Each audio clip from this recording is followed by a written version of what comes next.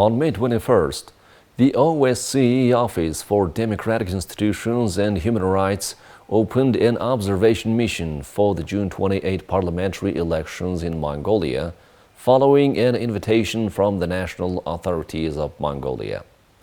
The mission is led by Ambassador Jennifer Brush and is composed out of 11 experts based in Ulaanbaatar and 18 long-term observers who will be deployed throughout the country from May 28.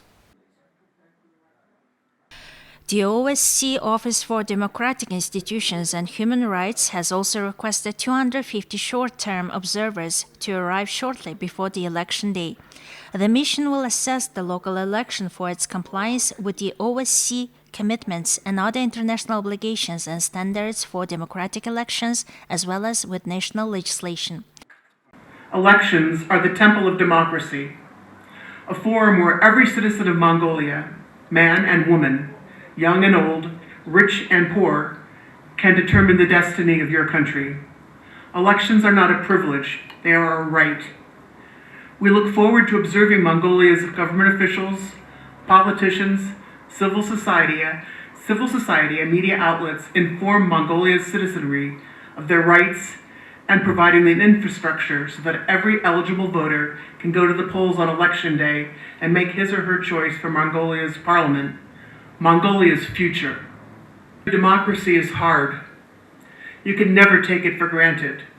We have to be vigilant and challenge threats to democracy. To quote the great British statesman Winston Churchill, no one pretends that democracy is perfect, but we know that it serves the people better than any other form of government. Thank you, Mongolia, for choosing your path to democracy. Observers will follow voter and candidate registration campaign activities both offline and online, the work of the election administration and relevant state bodies, and the use of technology in the election process, as well as looking closely at the legislative framework, political and campaign finance, and the resolution of election disputes. This is the 5th election we will observe in Mongolia.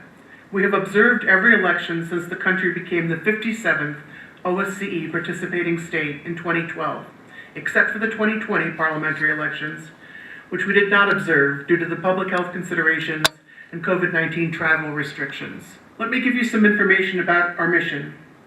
Our core team consists of 11 international experts from 9 OSCE participating states who will be based here in Ulaanbaatar. These experts will be assessing the upcoming elections for its compliance with OSCE commitments and other international obligations and standards, as well as with your national legislation. They will also assess the implementation of prior ODIHR recommendations. Comprehensive monitoring of the media is an integral part of the observation. Throughout its observation, the mission will hold meetings with representatives of the national authorities and political parties, as well as with judiciary, civil society, and the media. An interim report will be published some 2 weeks before the election day to update the public and media during the observation. By the end of this week, we expect the arrival of 18 long-term observers. They will then receive a comprehensive briefing and will be immediately deployed to their areas of observation throughout Mongolia in international teams of 2 observers.